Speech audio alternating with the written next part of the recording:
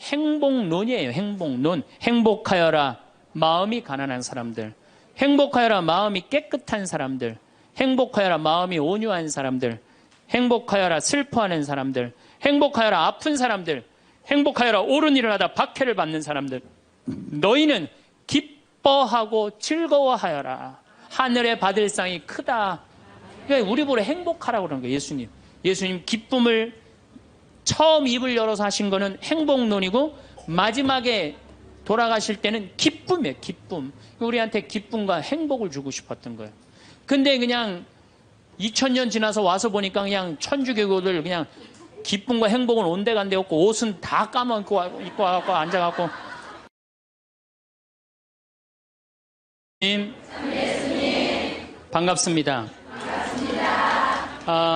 지난주에 이어서 오늘 우리가 정말로 모두를 사랑하는 일이 얼마나 어려운지 제가 지난주에 말씀드렸습니다. 동그란 사람, 네모난 사람, 세모난 사람, 별난 사람. 사람은 다 틀려요.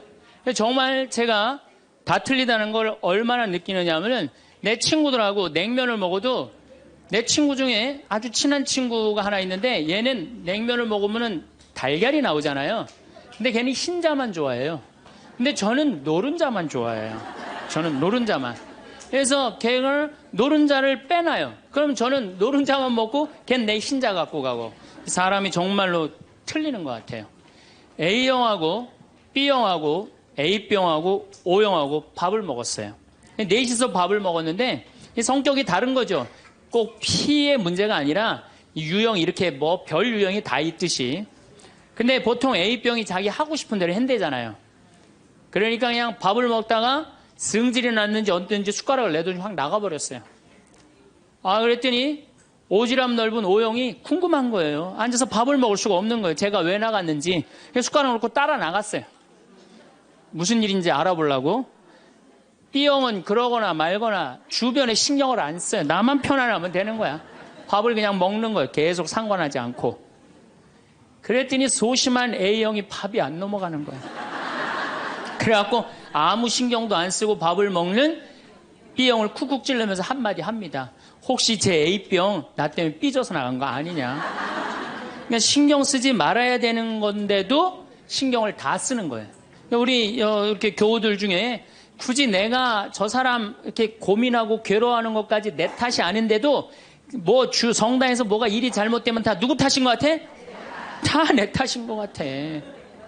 우리가 어디서 이게 교육을 받았느냐면은 루카복음 6장을 읽어보면은 뺨을 맞으면 다른 뺨을 돌려대고 겉옷을 달라고 그러면은 속옷을 두고 원수까지도 사랑하라고 가르칩니다. 원수까지도 사랑하라고 그러는데 정말 우리가 모두를 사랑해야 되는 거 아닌가 이런 생각 들잖아요. 그렇죠? 근데 예수님은 정작 다 사랑했을까요?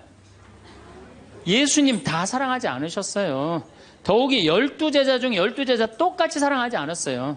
12제자 중에 누구를 특별히 사랑했느냐면은 베드로, 야고보, 요한만 특별히 사랑했어요. 거룩한 변모 때 누굴 데리고 갔어요?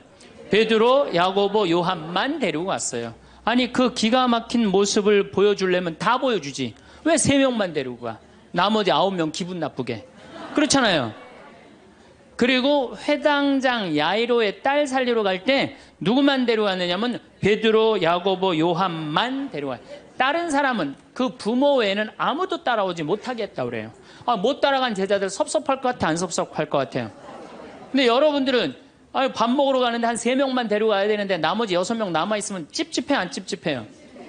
앞으로는 그러지 마세요. 예수님이 겟세마니 동산에서 내 마음이 괴로워 죽을 지경이니 나와 함께 깨어있어 줘라. 그렇게 하고 가까이에 누구만 불렀느냐면 베드로, 야고보, 요한만 불렀어요. 예수님도 12 중에 3명만 이렇게 사랑했는데 여러분들은 레조 단원들 12이면 12명 어떻게 다 사랑해. 그 중에 3명만 사랑해도 누구하고 똑같아? 예수님하고 똑같은 거예요. 근데 놀랍게도 마태복음 18장에 이런 얘기가 나옵니다. 만약에 이웃이 잘못하면 우선 개인적으로 그러지 말라고 말하고 다음 한두 사람의 증인을 세우고 그래도 말 안 들으면 교회에 알리고 그래도 말 안 들으면 세리나 이방인 취급을 하라고 그래요. 그러니까 끝까지 끌어안으라는 말도 하셨지만은 어떻게 말 안 들으면 무슨 취급하라고 그래? 세리나 이방인 취급하라고 그래요. 마태복음 23장을 보면은 바리사이파, 사두가이파, 성구갑 이마에 팔 놓고 다니면서 일반 사람에게는 무거운 짐 지어놓고 자기는 손 하나 까딱하지 않는 이들에게 회칠한 무덤, 독사의 족속이라고 욕을 해대요, 예수님이. 그러니까 예수님은 어떻게 모두를 다 사랑했어요? 아니에요. 마음에 안 드는 사람들, 단죄해야 될 사람 단죄하셨어요. 그 예수님 또 그렇게 많이 참지도 않으셨어요. 우리 교우들처럼 그렇게 많이 참지도 않으셨어요. 요한복음 2장에 예수님이 성전 정화를 하는데 너무 막 성질이 나시니까 어떻게 상을 둘러엎고 채찍질로 그냥 정말로 난리를 치세요. 그러니까 여러분들도 이제는 너무 참지 마세요. 그러다가 여러분들 누가 다쳐요? 내가 다쳐요. 그런데 성당에 나오면 자기를 버리고 자기 목숨을 구하려 하지 말고 예수님 십자가를 지고 따라야 된다. 이 말이 꽉 귀에 들어오는 거예요. 순교자들이 이렇게 사셨다. 순교자들이. 우리들도 하느님 제대로 믿으려면은 순교자나 예수님처럼 그렇게 십자가 지고 참아야 된다. 그리고 우리 또 선조들은 또 얼마나 대단해요. 막 피가 그냥 뼈가 튀어나오도록 맞으면서도 그걸 다 참고 배교하지 않고 하느님 사랑하고 그냥 그 사람들도 구원해서 기도했잖아요. 그러니까 자기를 미워하고 남을 위해서 살아야 한다고 자기에게 어떤 일이 있더라도 주님께서 주시는 십자가라고 생각하고 참고 살아야 된다. 이렇게 우리는 이 말씀에 눌려 살아요. 이걸 뭐라고 그러냐면 십자가 컴플렉스라고 그래요. 십자가 컴플렉스. 나도 십자가를 져야 된다. 예수님이 손목에 못 박혔을 때 얼마나 아팠을까? 그거 그냥 심줄을 뚫고 지나갔을 때 얼마나 아팠을까? 발목 못 박히셨을 때 얼마나 아프셨을까? 그러니까 나를 죽이려고 애쓰고 웬만한 일은 주님은 주시는 시련과 십자가라고 참고 견디고 살면은 내면에는 기쁨이 하나도 없고 정신적 질병에 시달리는 경우가 많아요. 순교가 아니라. 그래갖고 그냥 우리 천주교 교우들은 이혼도 못하고 살아요. 남편이 그냥 맨날 술 먹고 때리고 빚지고 노름해. 도저히 아이들을 데리고 살 수가 없어. 그래갖고 그냥 구역장님이나 레지오 단장님한테 상담을 합니다. 나는 정말로 이제 도저히 저 남편하고 못 살겠다고. 열심한 구역장님이나 레지오 단장님이 한마디 해요. 아유, 데레사 자매, 십자가에 계신 예수님 생각을 해야지. 십자가에 계신 예수님 생각하고 어떻게 하라는 거야? 참고 살아라니까. 그러니까 참고 살려니 이 자매는 기쁨이 있어요, 없어요? 기쁨이 없는 사람들의 특징이 뭐냐? 선교를 못해요. 기쁨이 없는 사람들은 선교를 못합니다. 왜? 개신교는 정말로 막 하느님 믿으면서 기뻐, 즐거워. 그러니까 주위에 이제 막 세상에서 힘든 사람들한테 뭐라고 그러냐면 우리 교회 가자. 우리 교회 가면은 정말로 기뻐, 구원받을 수 있어. 정말 행복할 수 있어. 그리고 막 끌고 가요. 근데 우리 기쁨이 없는 천주교 교우들은 주위에서 힘들고 고통스러운 사람이 있으면은 성당 가자는 말이 안 나와요. 왜? 너도 한번 나하고 성당 가서 십자가 지고 한번 참아볼래? 이 말이 안 나오는 거예요. 그래서 우리 천주교는 참고 살아야 되기 때문에 신앙생활이 우울해요. 개신교는 기쁨, 찬양, 영광, 감사, 아멘, 알렐루야 이런 거거든요. 근데 우리는 우울해. 우리 교우들은 그냥 봄판공, 가을판공, 양심성찰, 십자가의 길, 참회의 절 이런 거란 말이에요. 그냥 기쁨이 없는 신앙생활. 여러분들 죽을 때까지 참고 사느라고 기쁨 하나 없이 우울하게 산다면은 이분은 아마 지옥 맨 밑바닥에 갈 가능성이 많아요. 단테의 신곡을 읽어보면은 지옥 맨 밑바닥에 많은 사람을 가둬놨어요. 그래서 이 사람들한테 물어봤어요. 이 사람들은 살아생전에 무슨 죄 때문에 지옥 맨 밑바닥에 왔습니까? 물으니까 안내하는 사람이 다른 죄가 아니라 이 사람들은 세상에서 살 때 하느님을 믿는다고 하면서 기쁘게 살지 못하고 늘 우울하게 한숨만 쉬며 산재 때문에 여기 왔다고 그래요. 그러니까 기쁘지 않은 사람들이 어디 가는 거야? 지옥 가는 거예요. 그러니까 이 세상에서 기쁘게 산 사람은 천당 가는 거고, 이 세상에 우울하게 산 사람들은 어디가? 지옥 가는 거야. 그러니까 여기 있는 분들 중에 지금 내가 십자가 지느냐고 우울하고 이런 분들 어디 갈 가능성이 많아? 지옥 갈 가능성이 많아요. 그래서 우울한 사람이 가는데 아예 정해놨어요. 제 5억에 간대, 지옥 중에. 지옥 1억부터 9억까지 있는데 5억에 간대, 5억. 슈바이처 박사는 물 없는 강처럼 기쁨 없는 그리스도인, 기쁨 없는 신앙, 기쁨 없는 사람이 세상을 피곤하게 한다는 거예요. 여러분들 성당에서 나온다고 딱 모임을 가졌는데 그냥 우울하게 이렇게 앉아있으면은, 그 사람 보고 있으면은 피곤해요, 안 피곤해요? 반짝반짝 웃는 사람이 있으면은 기분 좋아요, 안 좋아요? 그러니까 기쁨이라는 게 굉장히 중요한 거예요. 참느냐고 그냥 이러지도 못하고 저러지도 못하고 그렇게 살면 안 된다는 거죠. 여기 지금 우리 교우들 지금 옷 입고 온 거 보면은 다 까만색이야, 다 지금. 아니, 명동으로 오면 좀 색깔을 이쁘게 입고 와야 될 거 아니야. 명동에 나오는데. 근데 우리는 화려한 옷 입으면 안 돼. 우리 천주교 교우들은. 내가 그 개신교 설교하러 갈 때 정말로 제가 많은 걸 배웠어요. 뭘 배웠느냐면은, 예배하러 한 300명 정도가 나왔는데 전부 다 예쁜 옷을 입고 나왔어요. 정말로. 정말로 축제에 오는 것 같은. 그러니까 주일 예배하러 오는 것 같은. 근데 우리 지금 여기도 지금 얼마나 까만지 몰라요, 지금. 그런데 예수님께서도 기쁨을 굉장히 강조하십니다. 저는 요한복음 13장, 14장, 15장, 16장, 17장, 18장 이거 여러분들 꼭 한번 묵상해 보세요. 왜 이걸 묵상해야 되느냐? 요한복음 13장에 예수님이 제자들의 발을 씻어줘요. 발을 씻어주고 최후의 만찬을 하세요. 그리고 14장에 뭐라고 그러느냐면은 성령께서 오실 거다, 내가 가도. 그러니까 성령을 보내주실 것을 말씀하시면서 당신이 아버지께로 가는 걸 기뻐하라고 그래요. 이제 곧 18장이면 잡히실 거거든요. 잡히실 것인데도 불구하고 예수님은 제자들하고 마지막 작별 유언을 하면서 기쁨에 대해서 말씀을 하세요. 기뻐해라. 요한복음 15장에는 나는 포도나무요 너희는 가지로다. 너희들은 나한테 붙어 있어라. 그래야만이 많은 열매를 맺는다. 이 말씀을 하세요. 근데 11장에 이런 말씀을 하세요. 내가 이 말을 한 것은 내 기쁨을 같이 나누어 너희 마음에 기쁨이 넘치게 하려는 것이다. 아니, 이게 오늘 저녁에 붙잡혀서 돌아가실 예수님 입에서 나올 말이에요. 그런데 예수님이 지금 돌아가심에도 불구하고 마음이 기쁘신 거예요. 그래서 내 기쁨을 너희에게 흘러 넘치게 하려는 것이다. 그러니까 죽기 전에도 기쁘셨던 거예요, 예수님은. 왜? 뭐가 열리니까? 천국문이 열리니까.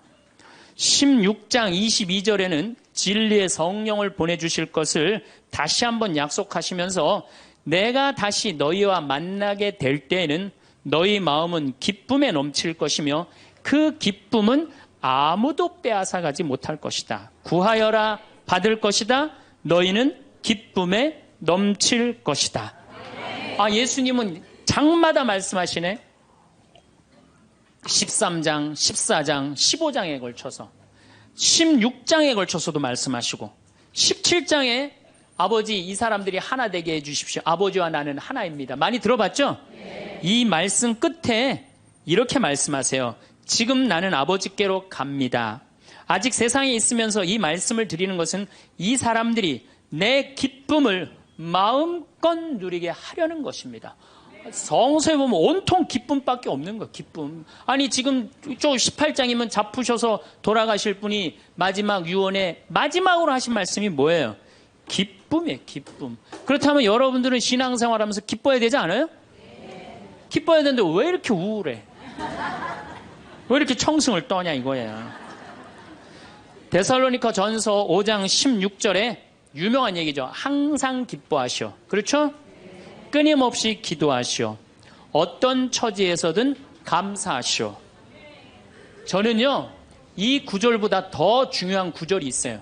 그 다음 구절이 이것이 우리 주 예수 그리스도를 통하여 드러내신 하느님 아버지의 뜻입니다. 그러니까 여러분들이 항상 기뻐하고 어떤 처지에서든 감사하고 끊임없이 기도하는 것은 누가 예수님을 통하여 드러내신 누구의 뜻이야?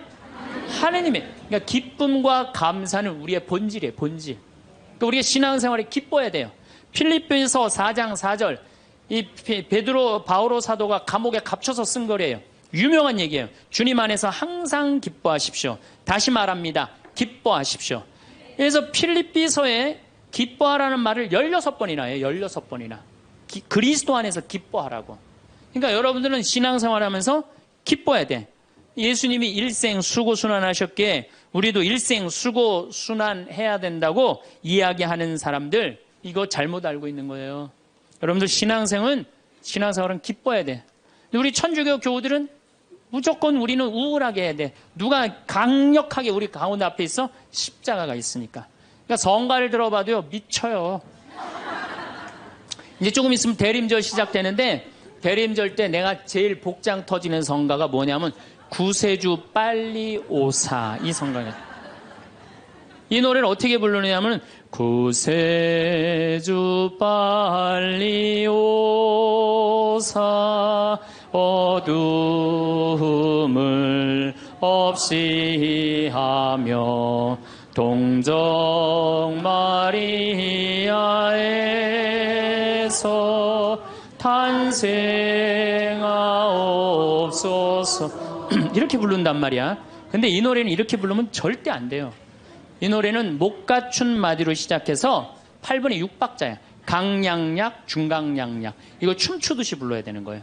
어떻게 불러야 되느냐면 구세주 빨리 오사 어둠을 없이 하며 동정 마리아에서 탄생하옵소서 이렇게 불러야 되는데 우리 교우들은 어떻게 부르느냐면 원조들이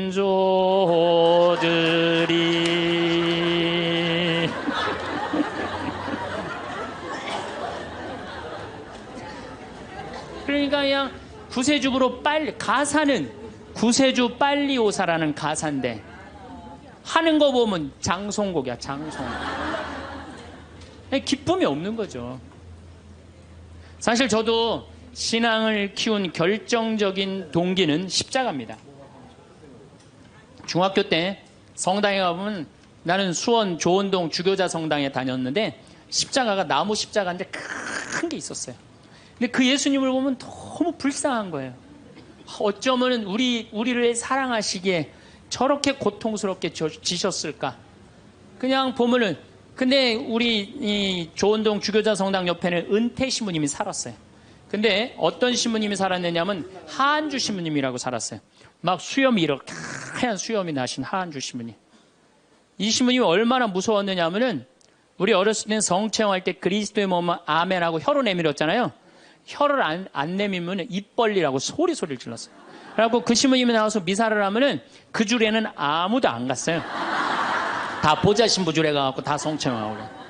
근데 나는 중학교 2학년 때부터 신학교를 가려고 그랬으니까 신부님 집에 놀러를 자주 갔어요. 놀러를 가면 신부님 집 거실에 뭐가 써 있느냐면 님 쓰신 가시관이라는 시가 쓰여 있어요. 님의 전생애가 마냥 슬펐기에 님 쓰신 가시관을 나도 쓰고 살으리라. 이튿날 님이 날 보시고 임이 보시고 날 닮았다 하소서. 이튿날 나를 보시고 임 닮았다 하소서. 이 세상 다할 때까지 당신만을 따르리라. 그 시를 보는데 가슴에 팍 와닿더라고요. 님의 전생애가 마냥 슬펐기에. 얼마나 이게 이 중학생 그 가슴에 와닿아요. 우리 님이 한 번도 기쁘지 않고 전생애가 마냥 슬펐기에 나도 님 쓰신 가시관을 나도 쓰고 살으리라. 얼마나 이게 가슴에 와닿아요. 여러분도 그렇지 않아요? 전생애가 고통스러웠더니 불쌍하지 않아 예수님? 그래갖고 나도 그 님의 전생애가 마냥 슬펐기에 님 쓰신 가시관을 나도 쓰고 살으리라. 그거 하려고 신학교 들어갔어요. 신학교 들어갔더니 이번에는 신학교에서 신상옥이라는 친구가 지금도 활동 열심히 하고 있죠. 이걸 곡으로 써놨는데 기가 막힌 거예요. 우리 신학생들이 파티하고 축제 끝나면은 맨날 맨 마지막에 우리 신학생들이 이렇게 어깨동무하고 부른 노래가 이 노래예요. 비장하게 부르는 거죠. 왜? 이 세상 다 할 때까지 당신만 따른다고 신학생 포기하지 않고 신부로 살고 죽을 때까지 당신만 따르리라. 그러니까 어깨동무하고 뭐 어떻게 부르느냐? 님은 전생애가 마냥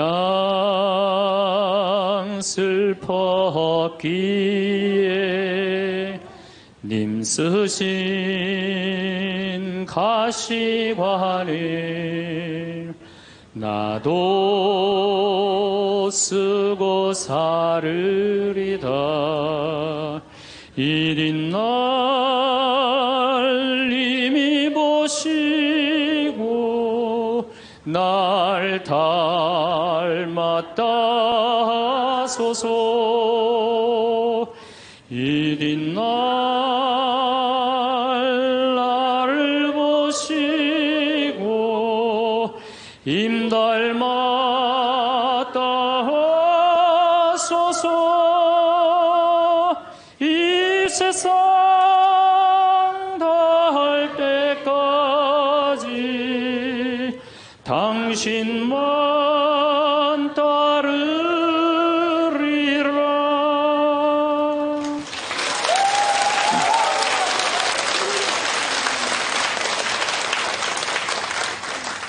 이렇게 청승을 떨면서 신학교 10년을 보냈어요.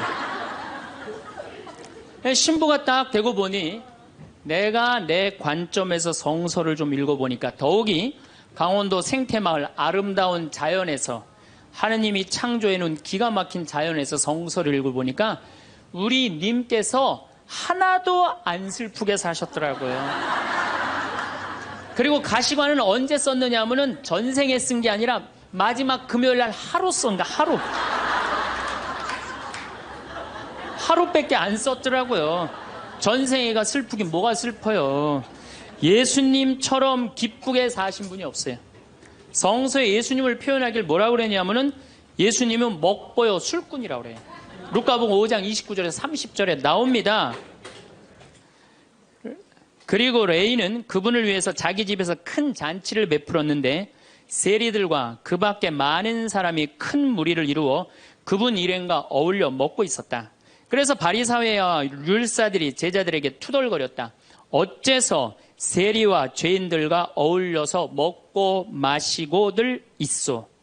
그러니까 예수님은 늘 먹고 마시고 마셨던 게 일이에요. 세례자 요한하고는 정반대의 행보를 보내세요. 세례자 요한은 금욕과 고행을 하는 정신적인 지도자였어요.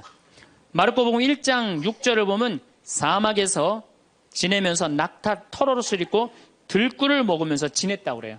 뭐 꿀 먹으면 좋은다고 그랬는데 꿀을 요만큼 하루 겨우 견딜 만큼 먹었던 거예요. 정말로 금욕을 했던 사람이에요.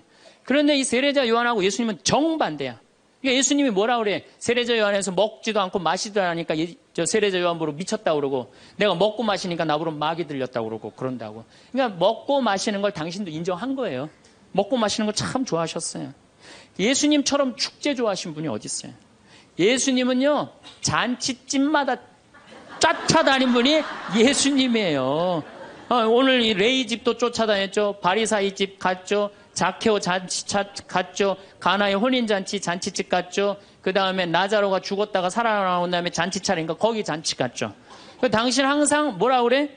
당신을 신랑에 비유하셔. 혼인잔치 신랑에.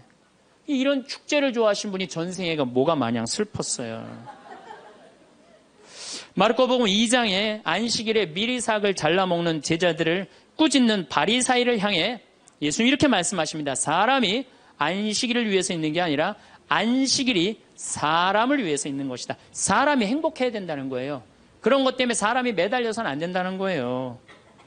그러니까 예수님이 우리한테 주고 싶었던 건 이런 기쁨이에요. 기쁨.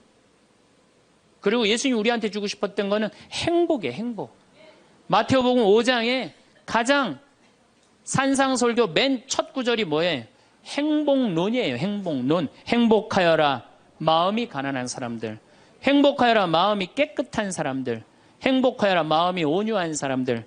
행복하여라 슬퍼하는 사람들. 행복하여라 아픈 사람들, 행복하여라 옳은 일을 하다 박해를 받는 사람들, 너희는 기뻐하고 즐거워하여라. 하늘에 받을 상이 크다. 그러니까 우리 보러 행복하라고 그러는 거예요.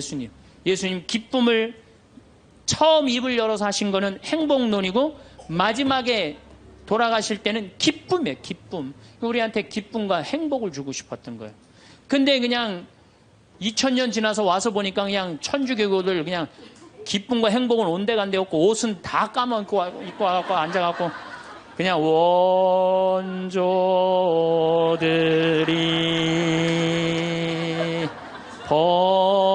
범죄하 이러고 앉아있으면은 예수님 복장 터지겠어요? 안 터지겠어요? 또 예수님이 우리한테 주고 싶었던 게 행복, 기쁨뿐만 아니라 평화입니다. 이것도 우리 신앙생활에 아주 중요합니다. 예수님이 돌아가셨어요. 그리고 부활하셨어요. 3일 만에 부활하셨어요. 제자들한테 뭐라고 그랬냐면은 나는 3일 만에 다시 살아날 것이다. 근데 제자들은 이해를 못했어요. 죽고 난 다음에 살아난다는 말을. 그래갖고 예수님 돌아가시는 걸 보고 다 도망가 버렸어요. 이제 우린 끝이다. 그래갖고 심지어 어떤 제자들은 고기, 원래의 직업으로 돌아갑니다. 고기 잡으러 가요. 이제 우린 끝났으니까. 아니 그렇게 3년 동안 그렇게 가르쳐놨는데, 그렇게 배신했는데 얼마나 열받아요, 예수님은. 근데 예수님이 3일 만에 딱 살아나서 제자들 앞에 나타나요. 제자들이 당황스럽겠어요, 안 당황스럽겠어요? 우린 끝났는 줄 알았는데 다시 나타나니까 얼마나 당황스러워요. 그리고 나타나려면 1년 후에 나타나면 덜 미안해잖아요. 배반은 해놨는데 3일 만에 나타나면 얼마나 미안해요. 마음이 기쁘기도 하고 혼란스럽기도 한 거야. 근데 예수님이 이렇게 말씀하십니다. 너희들 내가 3일 만에 살아난다고 그랬느냐 안 살아난다고 그랬느냐, 왜 배반했느냐, 이렇게 따지지 않으세요. 입을 열어 하신 말씀이 뭐냐면은 평안하냐, 내가 너희에게 평화를 주노라. 예수님이 우리한테 주고 싶었던 거는 우리가 아무리 배반하고 나쁜 짓을 했어도 예수님이 나하고 마주쳤을 때는 우리가 당황하지 말고, 그렇죠? 미안해하지 말고 그러라고 무슨 말부터 건네세요? 평안하냐, 내가 너희에게 평화를 주노라. 그러니까 예수님이 주고 싶었던 게 평화야. 자, 여러분들, 내가 성당 다니는데 기쁘지도 않고 행복하지도 않고 평화롭지도 않아. 성당 다니는 이유가 있는 거예요, 없는 거예요? 없는 거예요. 그러지 않으면 뭐하러 성당을 다녀요? 예수님이 가장 주고 싶었던 건데. 또 예수님이 우리한테 주고 싶었던 게 사랑이야. 요한복음 13장에 당신이 돌아가실 때가 알자 못내 사랑하던 제자들을 극진히 사랑하셨다고 그래요. 극진히.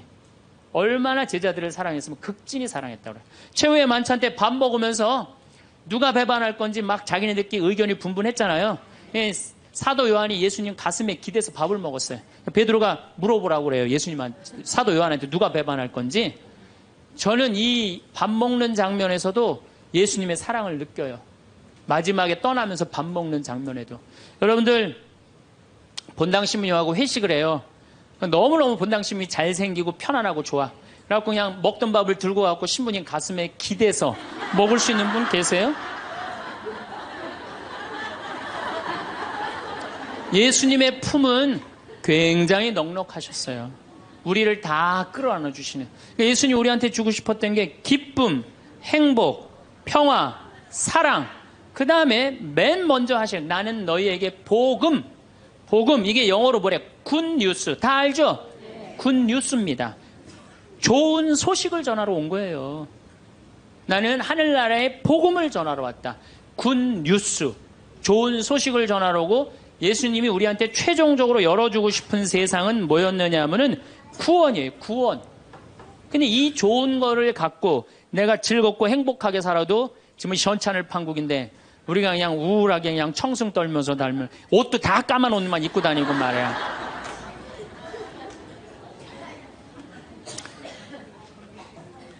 그러니까 우울하다 보니까 받은 은혜 감사는 안 하고 아직도 뭘 그렇게 달라고 그래요. 개신교는 정말로, 개신교 방송 한번 보세요. 다 손들어서 하느님께 찬양드리죠.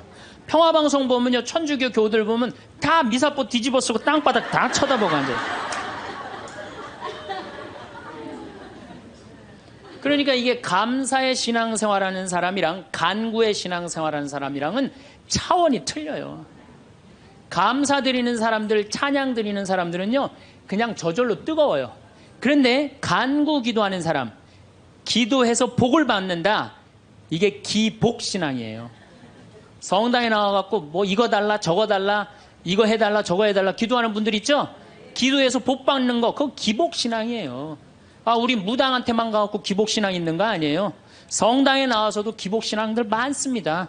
그래갖고 그냥 우리 신부들이 그냥 서양 무당인 줄 알고 그런 분들 많아요.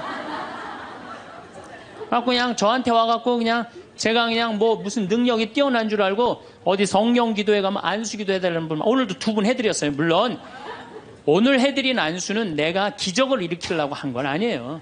그냥 하느님의 축복을 빌어준 거지. 그런데 많은 경우 할머니들이 신부님 골 아파요, 신부님 허리 아파요, 신부님 무릎 아파요, 안수기도 좀 해주세요. 신부님이 해주면 나을 것 같아요. 난 또 착하니까 해주죠. 근데 난 능력이 없는 걸. 그래갖고 머리에 손을 얹고 내가 뭐라고 기도하느냐면은 하느님 이 할머니 골이 아프답니다. 내가 해줄 수 있는 건 그것밖에 없어요. 내 손에서는 아무것도 안 나와요. 난 사람도 한 명도 없고. 그러니까 제가 한 2년 전부터 안수기도 안 해줘요. 왜? 아무것도 안 나오는데 누르고 있는 나도 한심하고 아무것도 안 나오는데 머리 디미는 교우들도 불쌍하고 그래서 안 해줘요. 여러분들 정말로 우리가 얼마나 감사하냐. 여기 적어도 명동까지 걸어서 오신 여러분들은 행복한 분들이에요. 눈 2개, 콧구멍 2개, 입 있으면 다 받은 거예요. 정말로. 여러분들 눈 하나 갈아 끼는데 얼마가 드느냐. 내가 조사를 확실히 해보니까 사실은 이거는 그렇게 하면 안 되는 건데 눈 하나 정말로 갈아 끼는데 그 장기 매매 시장에서 하나에 1억에 1억. 2개면 2억에 2억. 여러분들 지금 이게 지금 얼마를 깔고 있느냐면 2억을 지금 눈에 깔고 있는 거야. 2억을. 감사해요, 안 감사해요?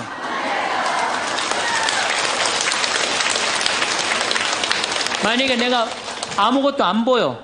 그래갖고 저 신부 얼굴도 못 보고 반찬이 어떻게 생겼는지도 모르고 명동성당이 얼마나 멋있는지도 모르고 그렇지 않아요? 아무것도 지금 다 보고 있는데 얼마나 감사해요. 감사하지 않아요? 감사해요. 신장 하나 갈아 낀데 3천만 원, 간 갈아 낀데 7천만 원이에요. 이것만 대충 따져도 3억을 여러분들 여기 지금 깔고 있는 겁니다. 근데 뭘 하느님한테 달라고 그래요? 다 주셨구만. 만약에 여러분들 내가 쓰러져 갖고 앰뷸런스에 실려간다. 1시간 산소호흡기 되는데 얼마를 내야 되냐면 36만 원 내야 돼요. 근데 여러분들 지금 공짜로 지금 오전 10시부터 지금까지 몇 시간 마신 거예요? 지금 5시간 마신 거예요. 한 200만 원 벌은 거지 앉아서. 감사해요, 안 감사해요? 하루면 1,000만 원 버는 거예요. 이렇게 받은 은혜 감사하기도 바쁜데 뭘 그렇게 하느님한테 달라고 그러세요? 신부님 빚이 너무 많아요. 빚도 걱정하지 말아라. 갚다 못 갚으면 죽으면 되지 뭘 걱정하고 그래. 제가 여러분들 죽으라고 그런다고 자살하라는 얘기가 아니에요. 중요한 건 뭐냐면 여러분들 지금 빚 걱정한다고 갚아줘요? 안 갚아줘요. 빚은요 세월이 갚는 거예요. 그럼 세월한테 맡기세요. 세월한테 맡기고 나 오늘 하루를 살더라도 즐겁게 살아요. 아깝지 않아? 이 하루? 그렇죠? 그러면 오늘 하루 정말 즐겁고 행복하게 살다 보면은 빚도 시간 지나면 갚아지는 건데 그걸 그냥 끌어안고 그냥 주님께서 여러분과 함께 마음을 드높이 우리 주 하느님께 감사합시다. 말로는 맨날 마땅하고 옳은 일이라고 그래. 말로는 미사 때마다 말로는 마땅하고 옳은 일이라고 그래. 주님께서 여러분과 함께 전능하신 천주 성부와 성자와 성령께서는 여기 모인 모든 이에게 강복하소서. 아멘. 미사가 끝났으니 가서 복음을 전합시다. 하나님 감사합니다. 떠날 때도 감사하다고 그래. 떠날 때도 성당 떠날 때도 감사하다고 그러고 정말 감사하느냐. 마음 안에 본질적으로 내가 2다리 있고 눈 있고 코 있으면요 여러분들 다 받으신 거예요. 근데 우리 천주교 교우들은요 감사하는 그 본질적인 게 안 되는 거예요. 이 하느님이 모든 것 내가 다 누리고 사는데, 저는 그 지선아 사랑해라는 그 시를 보면서요, 가슴이 정말로 미어졌어요. 이 이화여대 다니던 지선이라는 이 아가씨는 얼굴도 정말 예쁘더라고요. 그런데 술 먹은 그 차가 쳐갖고 오빠가 학교에서 데리고 오는데 불이 난 거예요. 그리고 11번을 수술을 한 거예요. 온몸에 화상이 입어갖고. 이 친구가 시를 썼는데 기가 막힌 시를 썼어요. 저는 짧아진 8개의 손가락을 쓰면서 사람에게 손톱이 얼마나 중요한 것인지 알게 되었고, 1인 10여걸 해는 엄지손가락으로 생활하고 글을 쓰면서는 엄지손가락을 온전히 남겨주신 하나님께 감사해. 개신교 다니나 봐요. 하나님께 감사한다는 거. 손가락 8개가 다 없어지고 엄지만 남았는데도 감사하다는 거예요. 근데 여러분들은 지금 뭐야? 10개 다 있잖아요. 감사해, 안 감사해요? 이 엄지 두 개 가지고 지금 박사학위 지금 과정받고 있대잖아요. 얼마나 대단해요. 더 기가 막힌 건 눈썹이 없어. 눈썹이 타서 없어졌는 모양이에요. 무엇이든 여과 없이 눈으로 들어가는 것을 경험하며 사람에게 이 작은 눈썹마저 얼마나 필요한 건지 알았다. 여러분들 지금 눈썹 있는 거 감사해, 안 감사해? 감사하죠. 온전치 못한 오른쪽 귓바퀴 덕분에 귓바퀴라는 게 귀에 물이 들어가지 않도록 하나님이 정교하게 만들어주신 거라는 사실을 알게 되었다는 거죠. 무엇보다도 건강한 피부가 얼마나 많은 기능을 하는지. 여러분들 지금 피부 다 갖고 계시죠? 그 친구는 다 타 없어서 피부가 없어요. 껍데기일 뿐 별것 아니라고 생각했던 피부가 우리에게 얼마나 소중한 것인지 알게 되었습니다. 그나마 남겨주신 피부들이 건강하게 움직이는 것에 감사했으며, 하나님이 우리 몸을 얼마나 정교하고 세심한 계획 아래 만드셨는지 온몸으로 체험했습니다. 참. 하나님이 생명을 허락하신 이상 그의 생명은 충분히 귀중하고 존중받아야 할 삶입니다. 무슨 얘기냐? 여러분들 다 존중받아야 될 삶이에요. 내 꼬라지가 왜 이러냐, 내 처지가 왜 이러냐, 이런 생각하지 마세요. 사람들이 그런데요, 저러고도 살 수 있을까? 네, 이러고도 삽니다. 몸은 이렇지만 누구보다 건강한 마음임을 자부하며, 이런 몸이라도 전혀 부끄러운 마음을 품지 않게 해주신 하나님을 찬양하며, 이런 몸이라도 사랑하고 써주시려는 하나님의 계획에 감사드리며 저는 이렇게 삽니다. 누구보다도 행복하게 살고 있습니다. 정말로 이렇게 이 상황이 안 좋은 사람도 감사하고 찬양하고 그리고 살아가는데, 아니 눈 2개, 콧구멍 2개, 다리, 손가락 10개, 귓바퀴, 눈썹 다 있는 여러분들이 한탄을 한다, 원망을 한다. 이거 우리 지금 뭐가 잘못 살고 있는 거예요. 신앙인으로서 숨만 쉬어도 감사한 거예요. 숨만. 그리고 이 대한민국처럼 잘 먹고 잘 사는 나라 있어요? 이렇게 잘 먹고 잘 사는 나라 없어요. 제가 아무리 돌아다녀 봐도 한국처럼 좋은 나라가 없어요. 내가 일본에 가갖고 회를 정식을 시켰어요. 회를 정식을 시켰는데 딱 2점 나오더라고요. 그래서 나는 그게 맛백인 줄 알았어. 맛백이. 그래서 홀딱 먹었어요. 아니, 아무리 기다려도 회가 안 나오는 거예요. 그래서 가이드를 불러서 왜 회가 안 나오냐 그랬더니 아까 2점 먹은 게 정식이라는 거예요. 일본 아이들은 가서 보니까 2점, 3점밖에 안 먹어요. 제가 지난 2월 달에 미국 플로리다 쪽에 강의를 갔어요. 마침 근사한 식당에 초대를 받아서 스테이크를 먹게 됐어요. 야, 호텔에서, 그것도 그냥 회원만 먹는 호텔에서 스테이크를 먹는다고 그러는데 진짜 스테이크 요만큼, 그 다음에 감자, 콩, 수프, 땡이에요, 땡. 아무것도 먹고 났는데 배고프더라고. 거기서 배고프다고 그럴 수도 없고. 근데 한국에 돌아가고 우리 집이 수원이야. 수원 갈비집들 많잖아요. 그래서 갈비집에 가갖고 갈비를 시켰는데 진짜 갈비 나오기 전에 상을 이렇게 하나 들고 나와요. 반찬. 그렇죠?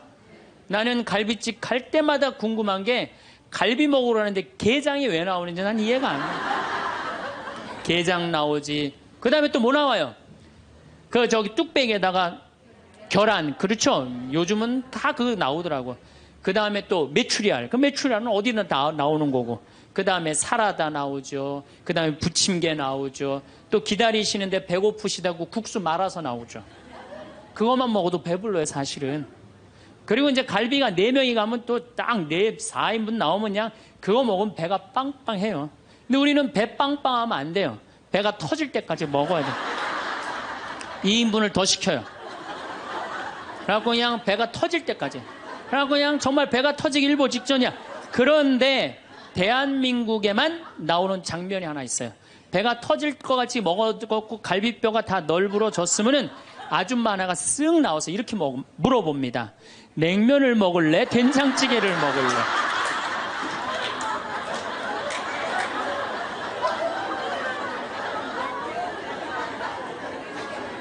국가적으로도 정말로 잘 나갑니다. 우리나라 자동차 잘 만들어요. 그렇죠? 텔레비전 잘 만들어요. LED 텔레비전이라고 미국 시장 96% 휩쓸고 있어요. 자동차도 정말로 도요타 지금 막 추월하려고 그러는 판이에요. 반도체 잘 만들죠. 배 잘 만들죠. 97년 IMF 터졌을 때 아시아 전체가 다 IMF 터졌어요. 근데 우리나라처럼 IMF를 잘 극복한 나라는 없어요. 미국이 우리나라 기업 다 먹으려고 그랬는데 국민들이 금 모아갖고 그거 상환할 줄은 꿈에도 몰랐던 거예요. 대단한 민족이에요. 정말로. 그리고 2008년 금융위기도 우리나라가 참 잘 극복했어요. 그럼 국민들이 이렇게 행복한 나라에 살면 자부심을 가져야 될 거 아니야. 그렇지 않아요? 요즘 잘 나가요. 여러분들 일본 소니가 우리나라 삼성에 떨어진 지 5년 됐어. 5년. 그렇게 따라가려고도 안 되는 거예요. 네? 텔레비전 잘 만들지. 작년에는 일본이 무역 흑자 200억 달러였는데 우리나라는 400억 달러예요. 올해도 잘 나가고. 근데 뭐가 그렇게 불만이 많어? 만족하고 살면 되는데 국민들이 욕심이 너무 많아요.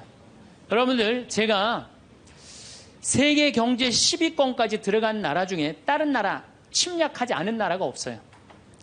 다 다른 나라 거 뺏어서 저렇게 잘 먹고 잘 사는 거예요. 우리나라가 작년에 수출 9위, 올해는 수출 7위가 올랐은데요. 경제 규모로는 15위지만은 그래도 경제권 10위권에서 이 조그만 나라에서 왔다 갔다 해요. 그런데 생각을 해봐요. 세계 10위권까지 들어간 나라 중에 다른 나라 침략해서 다른 나라 뺏어갖고 이렇게 잘 먹고 잘 사는 거예요. 미국 다른 나라 침략해 안 해요? 지금 이라크 석유 뺏어갖고 저렇게 잘 먹고 잘 살잖아요. 일본 침략했어요 안 했어요? 정말로 우리나라 저 강원도의 소나무 다 잘라갖고 저렇게 잘 먹고 잘 사는 거예요. 영국 침략했어요 안 했어요? 스페인, 남미 거 다 뺏어 다 먹었어요. 그렇죠?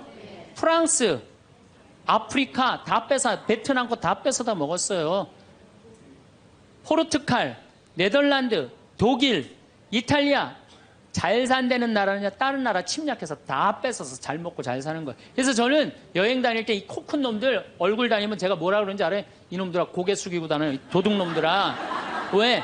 너희들은 아프리카, 인도, 아시아, 남미 거 다 뺏어서 지금 호의호식해서 사는 거야. 지금 너희들은 아시아, 남미, 아프리카에 굶는 사람들 너희들은 당연히 도와야 돼. 왜? 니네들이 다 뺏어간 도둑놈들이니까. 그런데 세계 경제 10위권까지 진입한 나라 중에 다른 나라 한 번도 침략한 적 없이 우리끼리만 이 자리에 올라온 나라가 한 나라가 있어요.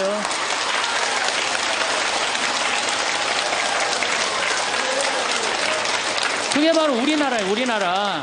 여러분들 정말로 저는 대단하다고 생각해요. 그래갖고 이 대단한 사람들이 모여갖고 살아갖고 우리나라 이름이 뭐냐면 대한민국이에요. 대한민국.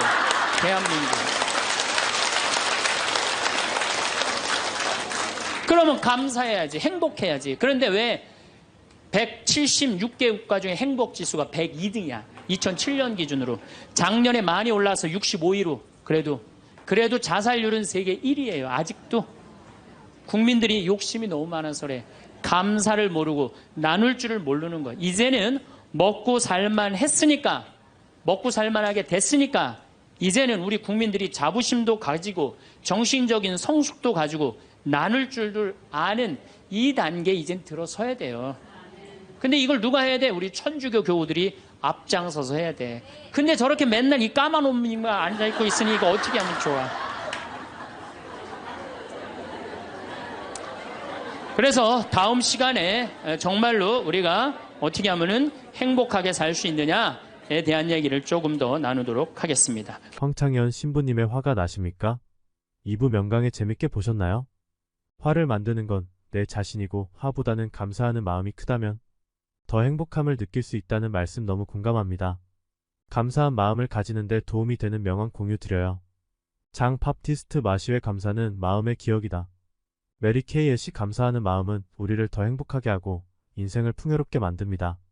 마크 툴리우스 키케로 감사는 가장 아름다운 덕목이다. 멜로디 PT 감사하는 마음은 모든 것을 축복으로 바꾼다. 조셉 우드 크루치 작은 것에 감사할 줄 아는 사람만이 큰 행복을 누릴 수 있다. 알렉스 노벨리 감사하는 마음은 불행한 상황에서도 희망의 빛을 찾게 한다. 조이스 마이어 매일 아침 감사하는 마음으로 하루를 시작하세요. 앤드류 카네기 감사는 부드러운 덕목이지만 그것은 인생을 변화시킬 수 있는 강력한 힘입니다. 찰스 티킨스 우리가 감사하는 마음을 가질 때 우리는 이미 가지고 있는 것에 더 많은 가치를 부여하게 됩니다. 케네디 감사함을 표현하는 것은 가장 중요한 인간의 품성 중 하나이다. 이 명언들은 감사의 중요성을 일깨우고 일상 속에서 감사하는 마음을 유지하는 데 도움이 될 것입니다. 건강과 평화가 함께. 감사합니다.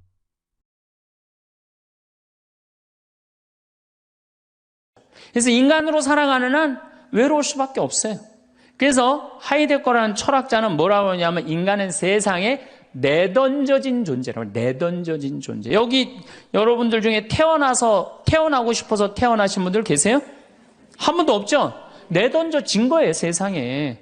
귀양 내던져질 거면 삼성 이건희 회장님 집에 내던져지든지 아니면 정주영 회장님 집에 내던져지든지 그러면 그냥 팔자라도 편안할 텐데 내던져지고 보니까 그냥 똥구멍이 찢어지게 가난한 집에 그냥 내던져진 거야. 그래갖고 그냥 인생 그냥 피곤한 거죠. 그리고 귀양 태어날 거면은 장동건이나 고소영 씨처럼 얼굴이 잘생기거나 이쁘게라도 태어나면은 얼굴로라도 먹고 사는데 또 가난한 집에 내던져졌는데 얼굴은 또 씹다 뱉은 수제비 같이 생겨버렸네. 요즘은 그냥 막 텔레비전 막 이런 시대 아니에요. 그래갖고 그냥 키 크고 잘생기고 막 이런 거에 그냥 뭐든지 그냥 사람들이 그냥 눈이 멀어 있잖아요. 근데 그냥 생긴 건 씹다 뱉은 수제비 같이 그냥 이렇게 살아가는 사람들은 인생을 힘들게 살아갈 수밖에 없다는 거예요. 그런데 그런 사람들이 95%가 그렇다는 거예요. 오늘은 외로우십니까? 라는 주제로 강의를 하도록 하겠습니다. 여러분들 외로우세요? 안 외로우세요? 안 외로워요? 안 외로운 분들이 계세요?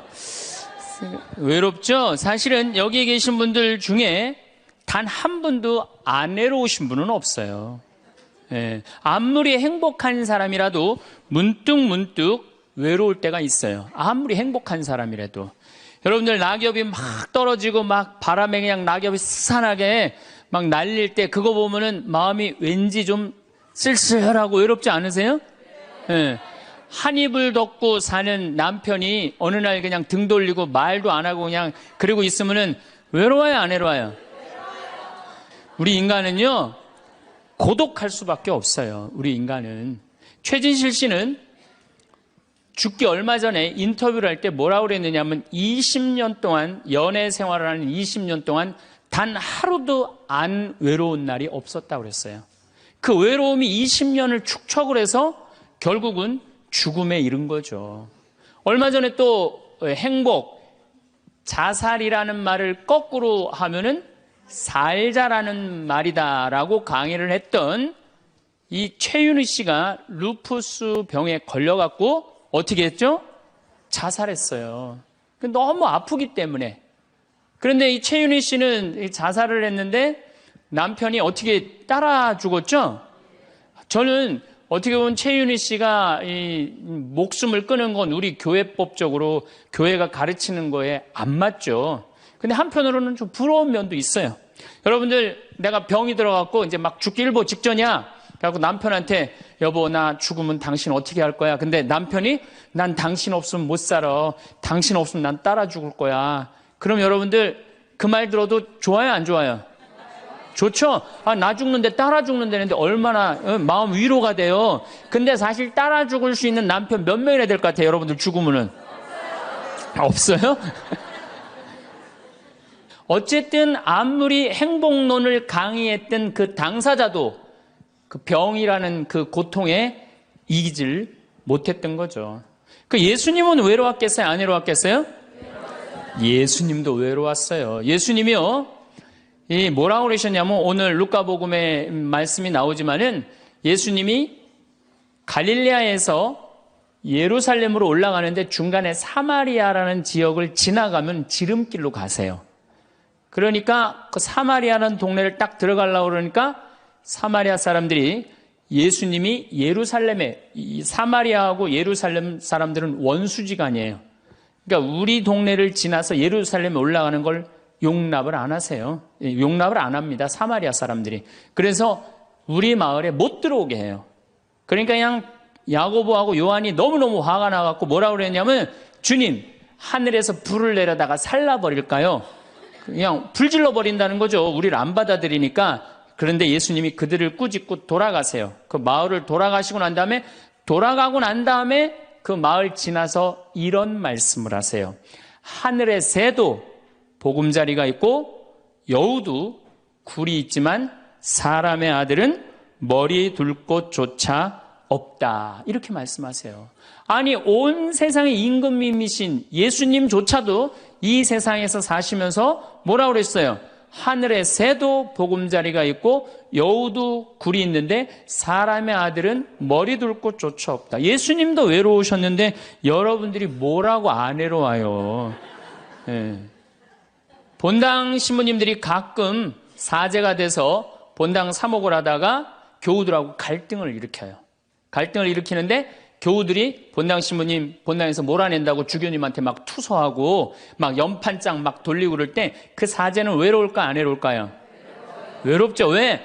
정말로 하느님 나라를 위해서, 하느님의 교회를 위해서, 그 교회의 구성인 교우들을 위해서 장가도 안 가고 말이야, 혼자 독신으로 그 교우들을 위해서 온전히 삶을 봉헌했는데 그 교우들이 자기를 몰아낸다, 자기를 투소한다, 정말로 모든 걸 바쳤는데 그 바친 당사자들이 자기를 미워할 때 사제는 고독할까요? 안 고독할까요?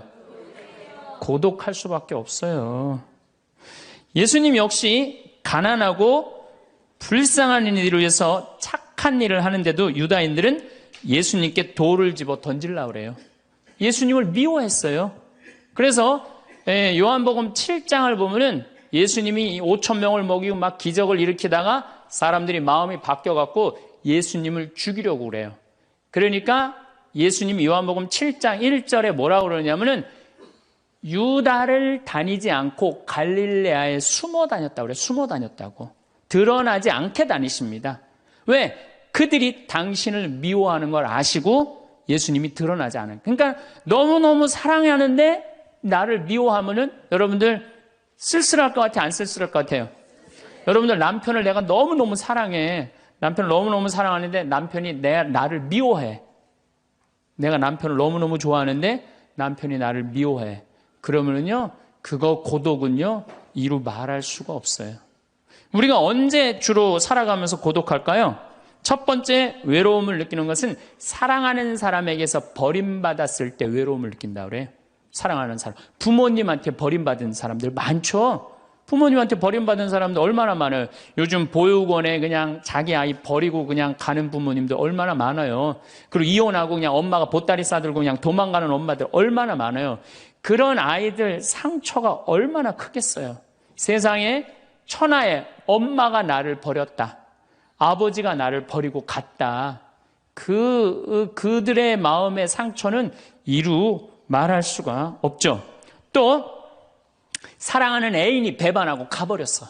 사랑하는 애인이 배반하고 가버렸어. 그러면은 아파요, 안 아파요? 아프죠? 친구가 나를 배반하고 가버렸어. 이거 굉장히 괴로운 거예요. 내가 정말로 너무너무 사랑하는데 결혼하고 싶은 정말로 남자가 있어. 근데 부모님이 반대해갖고 헤어져야 돼. 아파요, 안 아파요? 굉장히 아파죠. 놈이 반란을 일으켜요. 아들이 압살롬이라는 아들이 있는데 반란을 일으켜갖고 다윗이 도망 나갑니다. 예루살렘에서 그냥 급히 도망을 나가면서 이런 시를 불러요. 시편 3편에 주님, 저를 괴롭히는 자들이 어찌리 많습니까? 저를 거슬러 일어나는 자들이 많기도 합니다. 하느님께서 저자를 구원하실성 싶으냐? 저를 빈정대는 자들이 많기도 합니다. 이런 얘기를 해요. 그러니까 다윗도 결국은 누구한테 버림을 받기 시작하냐면 아들한테 버림을 받아요. 그리고 결국은 그 아들은 요압이라는 다윗의 총사령관한테 표창에 맞아 죽고. 그러니까 얼마나 아프겠어요. 인간은 어떤 종류의 인간이든지 이런 아픔 속에서 살아갈 수밖에 없다. 사랑하는 사람을 만날 수 없다는 사실, 숨을 쉴 수조차 힘든 거죠. 이거를 불가에서는 뭐라고 그러냐면 애별리고라고 그래. 애별리고. 사랑하는 사람하고 헤어지는 고통. 이게 가장 큰 고통이라고 그래요. 우리 신학생들, 참 나는 우리 신학생들만 보면은요, 너무너무 거룩하고 아름답고 순결해요. 고등학교 3학년 딱 졸업하고 얼마나 하고 싶은 게 많겠어요. 그런데 하느님의 나라를 위해서 신학교 딱 들어갔단 말이야. 그러면 신학교 1, 2학년들 보면요, 너무너무 순수하고 아름다워 보여요. 나만 아름다워 보이겠어요? 여러분들 보면 이쁘겠어, 안 이뻐? 우리 신학생 1, 2학년 학사님들 보면 이쁘죠? 여러분들만 이쁘겠어요? 20살, 21살 된 여자아이들은 이쁠 것 같아요, 안 이쁠 것 같아요? 신학생들이 너무너무 매력이 있잖아요. 그래갖고 가까이 가고 싶고 자꾸 만나고 싶단 말이야. 고등학교 때까지는 공부하다가 모르다가 그냥 신학생들도 딱 신학생이 돼갖고 그냥 이쁜 아가씨가 자꾸 옆에 있으면 마음이 끌릴 것 같아요, 안 끌릴 것 같아요? 끌릴 수밖에 없어요. 사람은요, 어쩔 수가 없어요. 그래갖고 한 2년 만나다 보면은요, 이게 이때부터 갈등하기 시작하는 거예요. 내가 사제가 돼야 되는데 왜 자꾸 저 여자한테 마음을 빼앗기나. 그래갖고 그냥 그때부터 고민하기 시작하는 거예요. 하느님을 선택할 것이냐, 여자를 선택할 것이냐. 그래서 신학교에서는 재미난 말이 있어요. 2말 3초라고 그래. 2학년 말, 3학년 1학기, 3학년 초, 요때가 가장 신학생들이 갈등을 많이 할 때예요. 그래갖고 이때 여자를 떠나보내면 이제 4학년, 5학년 쭉 군대 가면서 이제 사제길로 가는 거예요. 근데 이때 그냥 이 여자를 따라가면 이제 신학교 나가는 경우가 많죠. 그래갖고 그냥 그 젊은 나이에 그 피 끓는 뜨거운 애정을 끊고 사제가 되니 애별리고의 고통을 안 겪은 사제가 몇 명이나 될 것 같아요. 그러니까 서푼 때 보면 그냥 누워갖고 그냥 이 깔고 그냥 그 여자 떠나보낸 여자 생각하고 그냥 가슴이 아파서 우는 거예요. 모든 걸 떠나보내야 돼. 인간이 얼마나 그게 힘든 건데요. 그러니까 여러분들 신부님들한테 잘하세요. 괜히 주교님한테 편지 쓰고 그러지 마시고.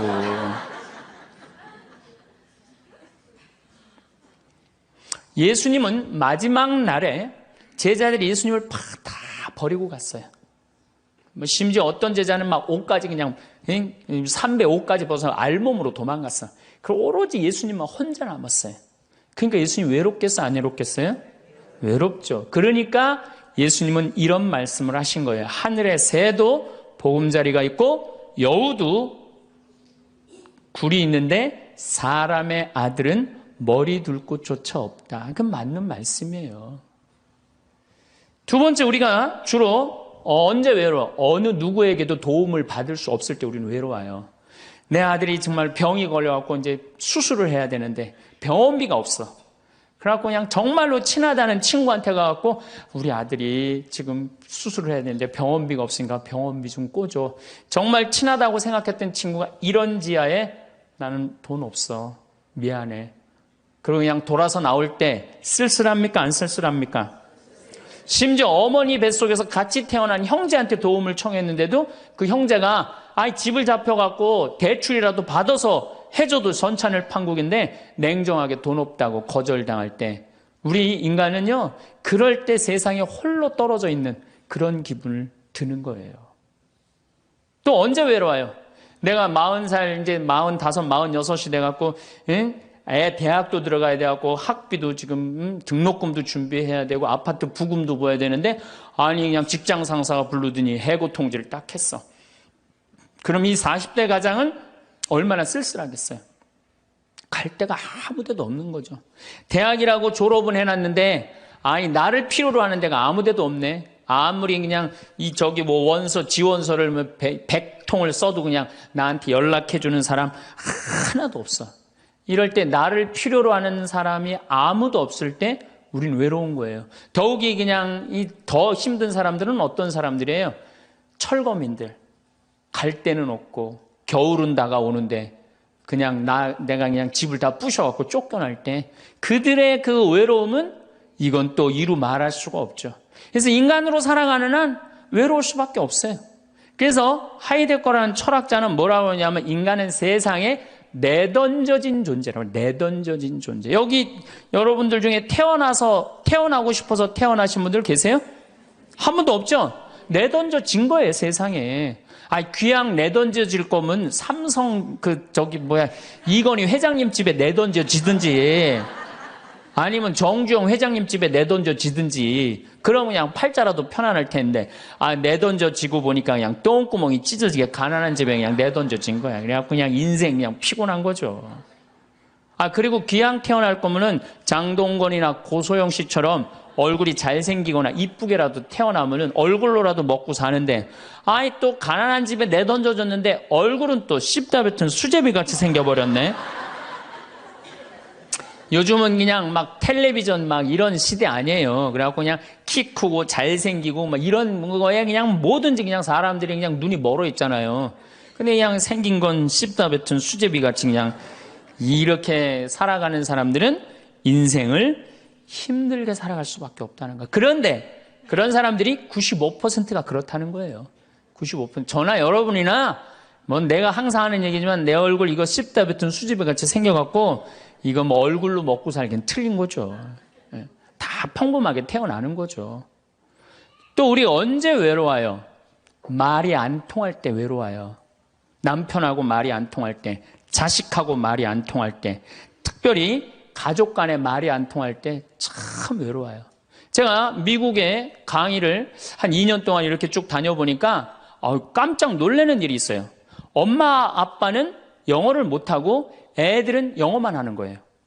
그러니까 애들은 그냥 막 영어를 너무너무 잘하고 애들 하는 말을 엄마 아빠가 못 알아듣는 거예요. 그러니까 엄마 아빠하고 말이 안 통하는 거 애들하고 기본적인 거 밥 먹어라, 학교 갔다 와라 이거 외에는 말이 안 통하는 애들이 참 많더라고요. 정말로 그건 이제 점점 외로워지는 거죠. 그래서요 뉴욕에요 60세 넘은 할머니 할아버지들이 작년에 한 60명이 자살을 했대요. 외로우니까. 우리 생태마을에 교감 선생님이 3개 국어를 해요. 생태학교라는 걸 운영하거든요. 3월 달부터 12월 달까지 우리 농사 짓고 기숙사 생활하고 생태 영성 배우고 이런 생태학교를 운영하는 이제 교감 선생님이 미국에서 스카웃을 해왔어요. 스카웃을 해왔는데 이 교감 선생님 아들이 미국 컬럼비아 대학 4년 장학생이에요. 미국에서 태어난 거죠. 나도 한번 만나봤는데 애가 굉장히 괜찮아요. 근데 얘가 이제 아버지 생일날 카드를 보낸 거예요. 한글을 배워서 삐뚤삐뚤한 글씨를 써갖고 편지를 보냈는데 딱 3줄 보냈어요. 아버지 사랑합니다. 아버지 생일 축하합니다. 그리고 맨 끝에 뭐라고 썼느냐면은 네 아들 윤진이가 이렇게 해서 보냈더라고요. 말이 안 통하는 거지. 말이 안 통하는 거지. 한국에서 보면은 그런데 이게 미국 사회에서만 서로 말이 안 통하는 게 아니야. 한국에서도 퇴근을 했는데 부인이 남편을 투명인간 취급하는 부인들 많아요. 들어오거나 말거나 말도 안 하고 그냥 밥 차려놨으니까 먹으라고 그러고 사람 그냥 투명인간 취급하는 경우 많죠. 그렇죠? 자식들도 집에 와서 엄마 아버지한테 다소곳하게 하지 않고 자기 방에 쑥 들어가고 하루 종일 한 가족이 집에 살면서 5분 이상 대화를 안 한다는 거 아니에요. 이게 말이 안 통하니 이 집이 외롭겠어요? 안 외롭겠어요? 모이면 하루에 있었던 일 얘기하고 서로 그냥 다정하게 대화를 나눠야 되는데 우리가 지금 말이 안 통해 서로. 그 외로울 수밖에 없죠. 또 언제 외로워요? 이게 이제 저하고 여러분들하고 공통적으로 느끼는 거예요. 늙어가는 걸 느낄 때. 내가 뭔가 하나씩 뺏겨가는 걸 느낄 때 그때 외로워요. 내 젊음이 하나하나 떨어져 가는구나. 제가 굉장히 눈이 좋았어요. 1.5, 어떨 땐 2.0까지 나왔어요. 근데 요즘 핸드폰에 메시지가 오면은 일단은 내가 인상을 써요. 인상을 쓰고 이렇게 멀리 보기 시작해. 안 보이는 거, 글자가. 심지어는 내 동창들은요, 돋보기를 쓰는 동창들도 있어요, 벌써. 그래서 너 왜 돋보기를 쓰냐고 그러니까 노안이 와갖고 신문이 안 보이는 거예요. 그 돋보기를 쓰고 있는 동창을 보면요, 슬프더라고요. 늙어가니까. 제가 젊었을 때 몸에 테스토스테론이 흘러 넘쳤어요. 진짜 남자다웠어요. 그래갖고 내가 눈물이라고는 한 방울도 안 흘렸어요. 얼마나 눈물을 안 흘리냐면 고등학교 2학년 때 우리 어머니 아버지가 내가 신학교 들어가기 전까지는 성당에 안 다니셨어요. 그러니까 이해가 안 됐잖아요. 반대한다고 어머니가 막 약 먹고 자살하고 막 정말로 아버지가 그 막 죽어가는 어머니를 막 끌어안고 저를 보고 뭐라고 그랬느냐 울면서 제발 신학교 안 간다는 소리 좀 해라. 내가 그랬는데도 눈물 한 방울 안 흘린 놈이에요, 내가. 물론 우리 어머니 아직도 안 돌아가셨어요. 아직도 안 돌아가시긴 했는데 이상한 일이 벌어졌어요. 내 몸에서 이제 테스토스테론은 안 나오고 남성 호르몬은 안 나오고 에스트로겐, 여성 호르몬이 나오는 모양인 것 같아요. 지난 2월 달에 우리 김연아 선수가 동계올림픽 금메달 땄잖아요. 따갖고 그냥 더욱이 또 우리 세례 받았잖아. 근데 내 딸이 그냥 금메달 따갖고 그냥 동해물가 올라가는데 그냥 그 묵주 반지가 딱 보이네. 눈물 한 방울 딱 떨어지는데 아니 김연아 선수 눈물 한 방울 떨어지는데 왜 내 눈에서 눈물 10방울이 떨어져? 자동이야, 자동. 요즘은 그냥 텔레비전에서 슬픈 것만 봐도 어떻게 돼요? 눈물이 뚝뚝 떨어져요. 내가 이제 늙어가고 있는 거예요. 네. 내 몸에서 이제 여성 호르몬이 나와갖고 자꾸 감성적으로 되는 거예요. 감성적으로. 반대로 여자들은 몸에서 이제 에스트로겐은 안 나오고 테스토스테론이 나와요. 남성 호르몬이 나와요. 그래갖고 50 넘은 여자들을 보면요, 여자 같은 여자는 하나도 없어요. 깡패 같은 여자들만 그냥 천재 있어요. 깡패 같은 여자. 그냥 몸에서 근데 에스트로겐이 빠져나가면은요, 여성 호르몬이 빠져나가면은요, 기억력도 같이 빠져나간대. 기억력도. 그래갖고 그냥 장을 보러 나가야 되는데 그냥 지갑을 어디다 놔뒀는지 알 길이 없는 거야. 온 집안을 다 뒤져도 지갑이 없는 거예요. 그래갖고 열받는다고 냉장고 딱 열어보니까 김치통 위에다 지갑 딱 올려놔. 아이고, 내가 왜 이럴까? 내가 왜 이럴까? 심지어는 어떤 분은 막 1층에서 2층 올라가면서 올라가는 중간에 무슨 일을 하러 올라가는지 까먹는 분도 계세요. 그런 분들 많죠? 더 심각한 분은 어떤 분이냐면 1층하고 2층 중간에 서서 고민하기 시작하는 거예요. 과연 내가 지금 2층에서 내려오고 있는 중이었을까? 1층에서 올라오고 있는 중이었을까? 깜짝깜짝 놀라는 거죠. 심지어는 저는 어떤 분까지 봤느냐면은 핸드폰을 하면서 지금 내가 핸드폰을 찾는데 내 핸드폰 어디 있지? 이러고 있는 사람들도 있어요. 그런 분들도 있어요. 늙어가는 거죠. 늙어가는 건 굉장히 슬픈 거예요. 젊음을 빼앗기는 거, 이런 것들이 자꾸 우리를 슬프게 하죠. 한숨이 나오죠. 더욱이 아줌마들은요, 40이 넘으면 확 갑자기 몸에 얼굴이 열이 확 올라왔다가 열이 확 식었다가, 그러죠? 감정의 기복도요, 막 기뻤다가 슬펐다가 분명해요. 울었다 웃었다가 분명해요. 그러면 자식 붙잡고 네가 인생을 어떻게 살라고 그러냐고 막 울다가 갑자기 그냥 성당 친구가 전화 오면은 언제 그랬냐는 듯이 내가 오늘 신부님을 강의를 들었는데 너무 재밌다고 막 깔깔깔깔거리고 막. 그러면 아들이, 딸이 엄마 도대체 왜 그래? 이 소리를 들으면요, 여러분들은 심각하게 늙어가고 있는 거예요. 엄마 도대체 왜 이래? 내가 이제 늙어가는 거죠. 그럴 때 우리 인간은 외로움을 느낀다는 거죠. 우리가 언제 외로울까요? 아플 때 외롭다 그래요. 아플 때. 구약의 유명한 욥은 온몸에 종기가 나서 사람들이 자기를 무시할 때 이런 노래를 부릅니다. 내 형제들은 내게서 멀어지고 내 친구들은 남이 되어 버렸다네. 친척과 친지들은 떨어져 나가고 집안 식객들은 나를 잊었으며 계집종들은 나를 낯선 자로 여기니 저들 눈에 나는 이방인이 되었다네.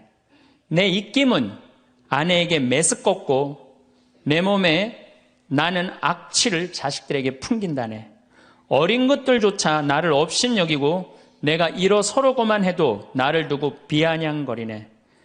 내게 가까운 동아리도 모두 나를 역겨워하고 내가 사랑하는 자들도 내게 등을 돌리는구려.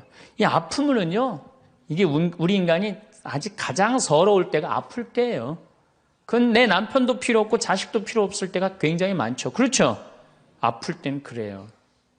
어떤 분이 그런 얘기를 하더라고요. 나하고 나이가 비슷한 분인데 자기가 고등학교 때 엄마가 참 자기를 사랑했는데도 불구하고 하루는 굉장히 토했대요. 근데 밤새 토했는데 엄마가 나 토하는 걸 아는데도 문 한 번 안 열어봤을 때 그렇게 외롭고 쓸쓸하고 지금도 그 20몇 년 전 그 생각을 하면은 지금도 외롭고 섭섭하다는 거예요. 그러니까 우리가 가장 서러움을 많이 느낄 때 언제 서러움을 많이 아플 때 나한테 무심하게 대할 때 우리가 서러움을 많이 느낀다는 거죠. 그래서 시편 69편에 이런 얘기가 있어요. 하느님 저를 구하소서. 목까지 물이 들어찼습니다. 깊은 수렁 속에 빠져 발 디딜 데가 없습니다. 물속 깊은 곳으로 빠져 물살이 저를 지칩니다. 소리 지르느라 지치고 저의 목도 쉬었습니다. 저를 까닭 없이 미워하는 자들이 제 머리카락보다 많습니다. 제가 빼앗지도 않았는데 물어내라 합니다. 저는 제 형제들에게 남이 되었고 제 어머니의 소생들에게 이방인이 되었습니다. 물살이 저를 지치지 못하고 깊은 물이 저를 집어삼키지 못하며 심연이 저를 삼켜 그 입을 다물지 못하게 하소서. 인간은 이렇게 누구나 다 힘들고 외롭다는 거예요. 하다못해 같은 이불을 덮고 사는 남편도 내 마음 몰라주고 나 비난하고 몰아세울 때 우리는 외롭고 고독해서 극단적인 방법을 선택하기도 해요. 여러분들 어때요? 우리 여기 자매님들 많으신데 남편 생일에 미역국 끓여주고 자식 생일에 미역국 끓여주고 시부모 생일에 미역국 다 끓여줬어. 근데 정작 내 생일을 미역국 끓여주는 사람 있어요? 네, 없죠? 그래도 내 생일인데 그래도 그냥 생일이니까 그냥 미역국 자기가 이제 끓이는 거야. 근데 아무도 몰라. 미역국 왜 끓였어? 그리고 앉아서 먹는데 그냥 그 미역국을 떠서 먹는데 눈물이 뚝뚝 미역국에 떨어져요? 안 떨어져요? 아무도 나를 몰라줄 때. 그래서 외로움을 많이 느끼는 분들이 여성 주부들이 많이 느낀대요.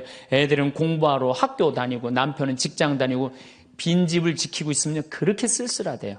그래서 이걸 뭐라고 그러냐면은 빈둥지 증후군이 있대요. 빈둥지 증후군. 빈둥지에서 그냥 혼자 그냥 굉장히 그러니까 40대 50대 주부 우울증이 그렇게 많은 거예요. 네, 그분들이. 그런데 놀랍게도 독신으로 사는 여성보다는 결혼한 여성이 더 외롭대요. 독신으로 사는 혼자 사는 여자는 자기가 처음부터 외로울 거라고 생각을 하고 혼자 그냥 미역국 끓여 먹으면 당연하게 생각을 하는 거야. 근데 결혼한 사람은 바라는 게 많잖아요. 근데 남이 안 해주면 더 외로운 거야. 근데 놀랍게도 더 놀라운 건 뭐냐? 40대 자살률을 보면은 여자보다도 남자가 3배 더 많이 죽는데요. 그러니까 여러분들보다 누가 더 많이 외로움을 탄다고 생각하시면 돼요? 남자가 더 많이 탄다고 생각하면 돼요. 이 인간이 다 외로운 거야. 어떻게 보면 다 불쌍해. 여기 있는 분들 한 분 한 분 예수님 오면 다 안아줄 거야. 너 그동안 외로웠구나. 내가 안아주마. 다 그럴 거예요. 여기서는 웃고 있지만 막상 돌아가서 집에 가보면 눈물을 흘리는 분들 많을 거라는 얘기죠. 저는 외로울 것 같아요? 안 외로울 것 같아요? 저도 외로워요. 제가 92년도 철산성당에서 보좌신부, 경기도 광명 철산성당에서 보좌신부를 했는데 한 12월 15일쯤 됐어요. 아이들이 연합고사 본 날이에요. 그래갖고 저녁 먹고 이제 성당을 이렇게 산책을 하는데 지하실에서 뭐 난리도 아니에요. 뭐 의자 부시는 소리에 뭐 비명 소리에 정신이 하나도 없더라고요. 그래서 내려가서 보니까 아이들이 소주를 먹고 어떻게 하느냐면은 뭐 난리도 아니야. 뭐 자기네들끼리 의자를 부시고 끌어안고 울고 별놈이 다 있더라고요. 별놈이 다 있어갖고 니네들 도대체 왜 그러느냐? 저는 중학교 아이들이 술 먹고 담배 피는 거 내가 본당 신부할 때 나한테 걸려도 난 한 번도 혼낸 적이 없어요. 애들. 왜 혼낸 적이 없냐면 내가 중고등학교 때 술, 담배 다 했거든. 뭘 혼을 내. 그래서 야 니네들 사제관에 좀 올라와 봐라. 신부님이 혼내지 않고 사제관으로 올라오라고 그러고 딱 앉혔어요. 한 15명을. 남자, 여자 다 앉아갖고 얘네들 도대체 무슨 일 때문에 이렇게 술을 먹고 성당 기물을 부시냐 얘기를 좀 해봐라. 그랬더니 마침 그 아이 중에 한 아이가 엄마 아빠가 이혼을 한 거야. 자기네들끼리 위로해준다고 마침 시험도 끝나고 소주를 지금이야 18도 19도지만 그땐 24도짜리 소도 아니에요. 중학교 3학년 애들이 그거 먹고 그냥 필름이 끊어진 거죠. 그래갖고 이제 앉혀갖고 그냥 귀양 나온 얘기니 니네들 인생을 한번 얘기를 해봐라. 이제까지 살아온 거. 그랬더니 애들이 그냥 15년, 16년 살아온 인생 그냥 나름대로 그냥 쫙 밤 12시가 넘은 거예요. 그래갖고 오늘은 너무 늦었으니까 니네들 귀양 이렇게 술이 취했으니 집에 가지 말고 신부님 집에서 자라. 사조간에서 15명 다 집으로 전화해라. 만약에 엄마 아빠가 뭐라고 의심을 하면 나를 바꿔줘라. 그래갖고 내가 몇몇은 내 통화를 해갖고 내가 오늘 재울 테니까 걱정하지 말라고. 그리고 애들한테 니네들 술은 이렇게 먹는 게 아니다. 그래갖고 내가 또 꼬냑을 또 한 병 꺼내갖고 한 잔씩 탁 따라주면서 아이들하고 정말로 다정한 얘기를 했어요. 그러니까 아이들이 너무 좋잖아요. 술을 먹었는데 혼을 내기를 하나, 또 신부님이 방에서 재워주지, 자기 얘기 다 들어주지.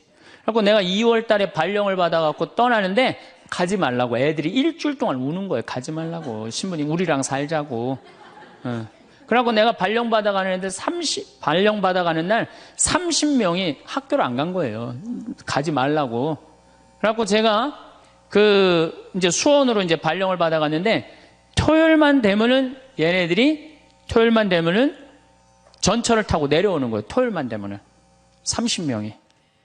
그래갖고 한 주, 2주 오다 말겠지. 그런데 애들이 3개월 동안 계속 내려오는 거예요. 나보고 싶다고. 생각해보니까 이렇게 하면 안 되겠더라고. 이렇게 끌고 다니다가는 10년 후에는 한 3,000명 끌고 다니겠더라고요. 그래서 사제는 본당을 떠나면은 인연을 끊어야 되는구나. 그때 깨달았어요. 그 다음 사제가 정말로 사목을 잘할 수 있도록 떠난 본당에 일체 연락하면 안 되고 떠난 본당 사람들하고 어울리면 안 되는구나. 그때 깨달았어요. 그래갖고 제가 이제 평택에서 이제 비전동 성당이라고 5년 초대 본당 신부를 했어요. 초대 본당 신부 했으니 교우들하고 얼마나 친했겠어요. 그 다음에 경기도 광주에서 능평 성당이라고 거기도 또 초대 본당 신부 5년을 했어요. 10년을 본당 신부로 하고 제가 지금 강원도 평창에 이제 갔잖아요. 6년 전에. 평창에 갔는데 내 첫 영명 축일 때 교우들이 신부님 축일 축하한다고 몇 명이나 왔냐면 200명이나 온 거예요. 기분이 너무너무 좋더라고요. 이야, 나를 잊지 않고 이렇게 200명이나 와줬구나. 그렇지만 저는 연락은 안 해, 개인적으로. 근데 둘째에 150명으로 줄어들었어요. 내 축일에. 셋째에는 100명으로 줄어들더라고요. 뭐 계속 연락은 안 하니까 넷째 해는 50명으로 줄어들었어요. 작년에는 30명으로 줄어들더니 올해 내 축일에는 17명이 딱 앞에 그냥 쭉 한 줄 앉아 있는데 외롭더라고요. 근데 사실은 그 200명에서 17명까지 줄어들 때 누가 연락을 안 하고 산 거예요? 내가 연락 안 하고 산 거예요. 사실은 그 외로움을 누가 먼저 만들었냐면 내가 먼저 만드는 거예요. 여러분들 외로운 분들 보면은요, 사실은 어떻게 보면은 다 본인이 담을 쌓고 살기 때문에 외로운 거지, 본인이 마음에 담을 허물면요 절대 안 외로워요.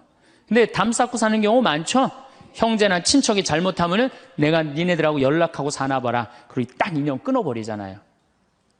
그러니까 우리가 외로움은 점점 우리를 더 힘들게 만들어요. 대한민국 사람들이 굉장히 외로운 것 같아요. 대한민국의 명장면이 하나 있어요. 저는 이해가 안 가는 장면 하나 있어요. 대한민국 사람 참 외롭구나. 대한민국 아줌마들이 외롭구나를 느끼는 장면 하나가 있어요. 그게 뭐냐면 연예인들 군대 갈 때예요. 아니, 연예인들 군대 가는데 왜 아줌마 500명이 따라가? 자기 아들 군대 가는 것도 아닌데. 그래갖고 그냥 거기다가 막 기다린다고 그러고. 그러니까 어디 마음을 열어놓을 데가 없는데 그 연예인한테 마음을 열어놓고 사는데 그 연예인이 2년 동안 안 보인다고 그러니 얼마나 슬퍼. 그러니까 그 앞에서 우는 거예요. 참 그 슬픈 장면이죠. 이렇게 만만치 않은 인생살이 살아가기 힘들 때 사람들은 극단적인 방법을 택합니다. 너무 외로울 때, 절망이 끝에 달할 때, 키에르케고르라는 철학자는 죽음에 이르는 병을 절망이라고 그래요. 절망. 외로움에서 끝에 아무도 내 옆에 없구나. 이런 절망에 할 때 죽음에 이른다는 거죠. 근데 우리나라는 놀랍게도 자살률이 세계 1위예요. OECD 국가 중에 자살률이 세계 1위예요. 얼마나 많이 죽느냐면은 1년에 15,413명이 죽어요. 1년에. 그러니까 무슨 얘기냐면은 하루에 50명씩 죽는다는 얘기예요. 하루에 50명씩. 그것도 자살로 50명씩 죽는 거야. 초, 중고등학교 학생 자살 세계 1위예요. 하루에 거의 1.5명씩 죽어요. 40대 자살률 세계 1위예요. 하루에 거의 8명씩 죽어요. 60대 자살률 세계 1위예요. 하루에 12명 정도 죽어요. 더욱이 60세 우리 할머니 할아버지들 30대 40대 이 죽는 거의 원인의 1위는 뭐냐면요 자살이에요. 자살. 근데 60세는 10만 명당 미국이 10명에서 11명 자살합니다. 일본이 10만 명당 35명 자살해요. 근데 우리나라가 10만 명당 몇 명이 자살하냐면 71명이 자살해요. 그러니까 대한민국의 할머니 할아버지들이 더 외로운. 그러니까 우리나라는 애들도 외롭고 어른들도 외롭고 할머니 할아버지도 외로운 거예요. 그러니까 자살하는 거죠. OECD 경제개발협력기구 국가 중에 자살률이 제일 없는 나라가 어느 나라냐면 그리스라는 나라예요. 이 나라는 몇 명이 자살하느냐면 10만 명당 2.6명이 자살을 해요. 2.6명이. 근데 우리나라는 10만 명당 몇 명이 자살하면 28명이 자살해요. 대한민국이 이게 외로운 병이 너무 센 거예요. 그러니까 10만 명당 28명이나 자살을 하는 거죠. 여러분들 죽는 원인을 보면 1위가 암이야. 암. 1위가 암이고 2위가 뇌질환이야. 뇌질환. 3위가 심장질환이에요. 3위가 심장질환. 4위가 뭐냐면 바로 자살이에요. 그러니까 자살은 큰 병이라는 거죠. 대한민국을 병들게 하는 큰 병이라는 거죠. 자식한테 버림받고 아내한테 버림받고 사회에서 버림받고 더 이상 사회에서 필요 없다는 생각, 더 이상 이 세상에서 살아갈 이유가 없다고 생각할 때 자살이라는 걸 선택한다는 거죠. 우리가 여러분들 이 죽음이라는 게 얼마나 무서운 거예요. 어떤 사형수가 교수대에 올라가다가 그 교수대에 올라가는 계단이 썩었나 봐요. 그래갖고 계단에 딱 떨어졌어. 미끄러져갖고 떨어지고 한 말 있잖아요. 하마터면 죽을 뻔했다고. 바로 죽기 직전까지 우리 인간은 무슨 끈을 놓지 않아요? 삶의 끈을 놓지 않아요. 그럼에도 불구하고 죽음을 선택한다는 건 그만큼 괴롭다는 거예요. 그러니까 대한민국에 자살이 많다는 이유는 뭐냐면은 누가 잘못 사는 거냐면 우리가 잘못 사는 거예요. 우리 종교인들이 잘못 살아서 그래요. 아니 그런 외로운 사람들 위로가 되려고 예수님이 이 세상에 왔는데 우리가 위로가 안 되는 거죠. 그러니까 그냥 끈이 없다고 생각하니까 그냥 목숨을 끊는 거죠. 얼마 전에 유명 교수님이 왕따 당한다고 목숨을 끊었어요. 또 서울대학 다니는 아이들도 외롭다고 죽는 아이들도 많아요. 그러니까 외로운 거는 못난 사람들도 외로움을 느끼지만 어떤 사람들도 외로움을 느껴요? 잘난 사람들도 외로움을 느껴요. 그래서 사람들은 이래요. 나는 미치도록 외롭다. 죽고 싶을 정도로 외롭다는 말을 해요. 미치도록 외롭다는 말. 여러분들 현대인들이요. 한 번은 60% 정도는 살아가면서 우울증에 걸린대요. 한 번은. 여기 계신 분들 중에 지금 군대 가는 아이들 멘탈 테스트를 해보면요. 한 50% 이상이 한 번은 제정신이 아닌 상태래요. 멘탈 테스트를 해보면은. 그러니까 여기 계신 분 두 분 중에 한 분은 지금 제정신이 아닌 거예요. 반은 제정신 아닌 상태로 지금 앉아 있는 거예요. 신부님, 저는 제정신인 것 같은데요. 그분은 완전히 도루신 분이에요.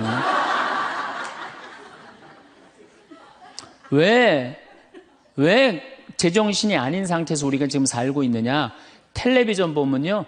기가 막힌 거 많이 나와요. 보험금 타먹는다고 한 10년 전에 자식 손가락 자른 아버지 생각나시죠? 네.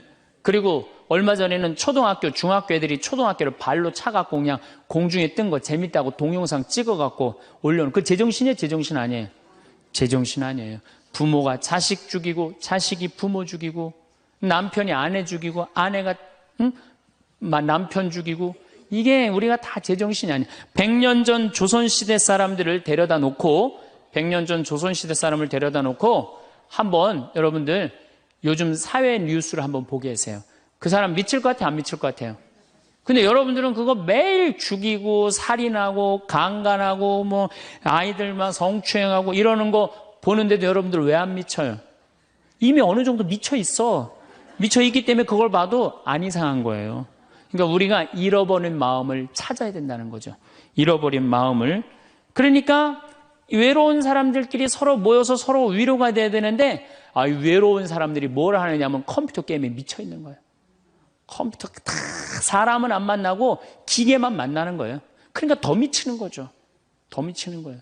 그래서 우리가 이런 외로움을 극복하려고 그러면은 정말로 서로 사랑해야 돼요. 예수님 말씀처럼 우리가 서로 사랑해야 돼요. 서로를 배려해주고 서로를 신경 써주고. 근데 우리는 이게 서로 사랑하고 서로 배려해주는 게 부족한 거죠. 굉장히 이기적으로 사는 거죠. 이기적으로. 그럼 여러분들은 언제 외로움을 정말로 극단적으로 느끼느냐? 자식한테 기댈 때. 특히 여기 계신 여러분들은 언제 더 많은 외로움을 느끼냐면 늙어서 자식이 나한테 잘해주겠지. 이런 마음 먹는 분들은요, 외로워요. 딸이 나한테 잘해주겠지. 늙어서 나 용돈도 주고, 내가 고생해서 키워놨으니까 나 호강시켜주겠지. 이런 생각하는 분들은요, 외로울 수밖에 없어요. 자식은요, 잘 키워도 소용없고 못 키워도 소용없는 게 자식이에요. 자식은 그저 고등학교 3학년 때까지 키우고 끝나야지 그 다음 욕심내면요, 여러분들 외로울 수밖에 없어요. 그러면은 못 키운 자식이 왜 소용없어요? 그냥 중고등학교 때 속새기는 놈 커서도 속새겨요. 직장도 못 들어가고 그냥 빌빌거리고. 그리고 또 결혼해도 제대로 살지도 못하고 그냥 또 이혼해갖고 그냥 손자 그냥 나한테 맡겨갖고 힘들어. 그러니까 자식은 못 키우는 자식 소용없어요. 그러면은 잘 키우는 자식은 왜 소용없느냐? 잘 키운 건 더 소용없어요. 그냥 좋은, 여기 저 서울대학 가까이 있잖아요. 며칠 전에도 내가 서울대학 가서 강의를 했는데, 똑똑해. 정말 누가 봐도 잘 키워놨고 잘라놨어. 빛이 번쩍번쩍 나. 서울대학 졸업하고 난 다음에 삼성에 취직을 했어. 그래갖고 아들이 양복을 입고 출근하는데 너무 보기가 좋은 거야. 그렇게 잘 논 아들일수록 더 여우 같은 며느리가 나타나갖고 낚아채 가는 거예요. 더 여우 같은 며느리가 낚아채 가는 거예요. 그럼 낚아채 가면 그날로 끝나는 거예요. 그날로. 그러니까 어차피 자식은 떠나게 돼 있어요.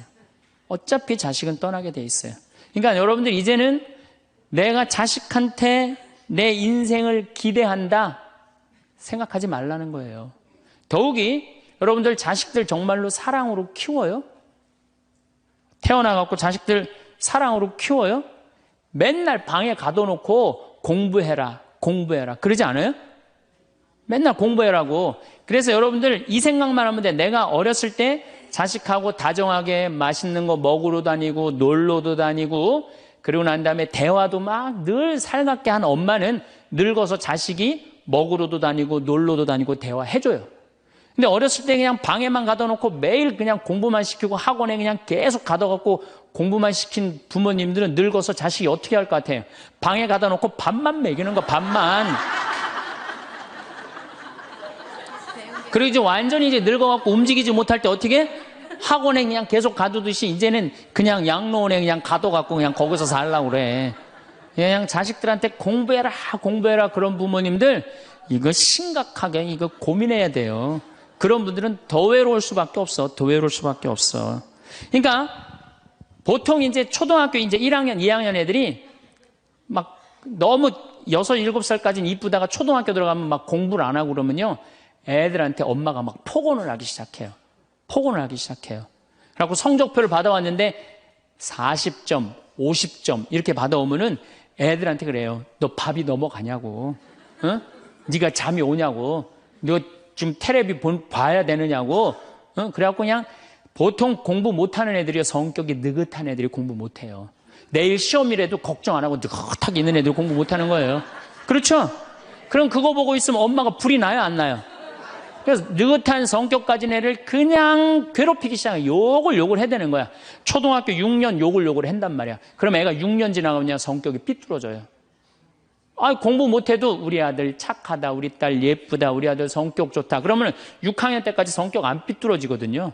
근데 6년 내내 엄마가 욕을 하는 거야.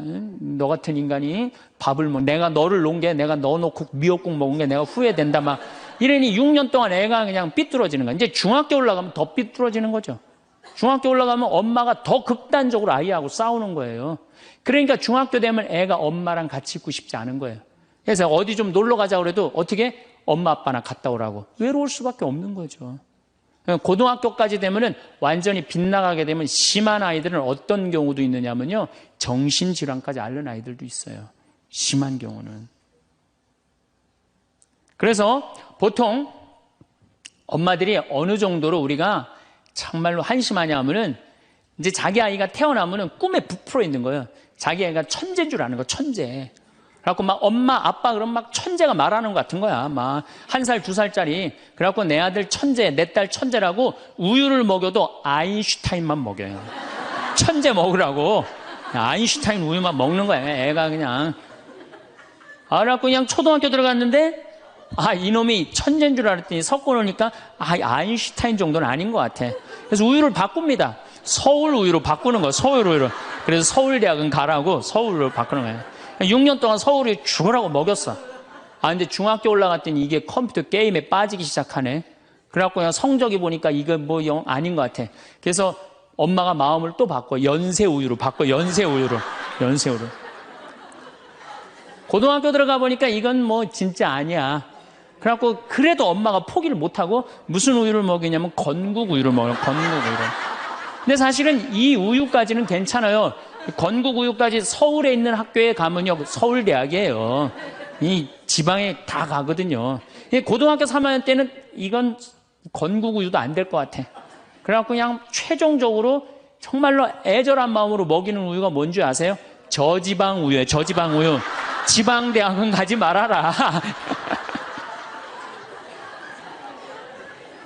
여러분들, 얼마 전에 어떤 아이가 자기는 예술고등학교 가고 싶은데 엄마 아빠가 판검사 되라고 어떻게 애를 괴롭힌 거예요. 그러니까 애가 그냥 불을 질러갖고 엄마, 아빠, 여동생, 할머니까지 다 죽었잖아요. 그러니까 여러분들 자식을 정말로 사랑으로 키우느냐, 욕심으로 키우느냐, 이거 반성해야 돼요. 그렇게 애를 힘들게 키우는데 여러분들 노년이 풍요롭겠어요? 사랑이 없는 거예요, 사랑이. 정말 안타깝죠. 그래서 우리들이 그 아이들이 자기가 능력이 자꾸 깨져가는 걸 느낄 때 우리는 쓸쓸하고 외롭다는 거죠. 그때 누가 위로가 돼야 돼? 엄마들이 위로가 돼. 우리 아들 괜찮아. 정말 착하고 하느님 찬양하고 하느님 사랑하고 매일매일 성실하면 살면 돼. 그걸 전해줄 때 여러분들 노년은 안 외로워요. 너 같은 걸 내가 낳았으니 이 왼수야. 밥이 넘어가느냐? 이런 분들은 외로울 수밖에 없어요. 다음 시간에 정말로 우리가 부모 자식이 얼마나 중요한지에 대해서 이어서 하도록 하겠습니다. 감사합니다. 황창현 신부님께선 외로우십니까? 일부에선 사랑하는 사람에게 버림받았을 때, 아무에게도 도움을 받을 수 없을 때, 나를 필요로 하는 사람이 아무도 없을 때, 말이 통하지 않을 때, 늘어가는 것을 느낄 때, 아플 때, 외로움을 많이 느끼게 된다 말씀하셨듯이 아무리 행복해도 외롭다는 말씀에 너무 공감했습니다. 외로움을 잊는데 도움이 되는 방법을 공유드립니다. 취미생활 즐기기 새로운 취미를 시작하거나 기존 취미에 시간을 투자하세요. 예술, 음악, 요리, 운동 등 다양한 활동을 통해 외로움을 잊을 수 있습니다. 운동하기 규칙적인 운동은 신체 건강뿐만 아니라 정신 건강에도 좋습니다. 운동을 통해 엔돌핀이 분비되어 기분이 좋아지고 외로움을 덜 느끼게 됩니다. 자원봉사활동 참여하기 자원봉사활동을 통해 다른 사람들을 돕는 경험을 하면 외로움이 줄어들고 보람을 느낄 수 있습니다. 톡쏘하기 책을 읽는 것은 지식을 쌓고 다른 세상에 몰입할 수 있는 좋은 방법입니다. 흥미로운 책을 통해 외로움을 잊어보세요. 명상 및 요가 명상과 요가는 마음의 평화를 찾고 스트레스를 줄이는 데 도움이 됩니다. 규칙적으로 실천하면 외로움을 극복하는 데 도움이 됩니다. 친구 및 가족과 연락하기 가까운 사람들과 연락을 유지하세요. 전화나 메시지를 통해 소통하고 만남을 계획하면 외로움을 덜 느낄 수 있습니다. 온라인 커뮤니티 참여하기 공통의 관심사를 가진 사람들과 온라인 커뮤니티에서 소통해보세요. 비슷한 취미나 관심사를 가진 사람들과 교류하면 외로움이 줄어듭니다. 자신을 돌보기 규칙적인 수면, 건강한 식습관, 적절한 휴식 등 자신을 돌보는 데 신경 쓰세요.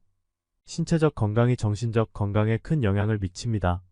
목표 설정하기 단기 및 장기 목표를 설정하고 달성하기 위해 노력하세요. 목표를 이루는 과정에서 성취감을 느끼고 외로움을 덜 수 있습니다. 이 방법들을 통해 외로움을 극복하고 더 행복하고 만족스러운 삶을 누리시길 바랍니다. 오늘도 건강과 평안이 함께. 감사합니다.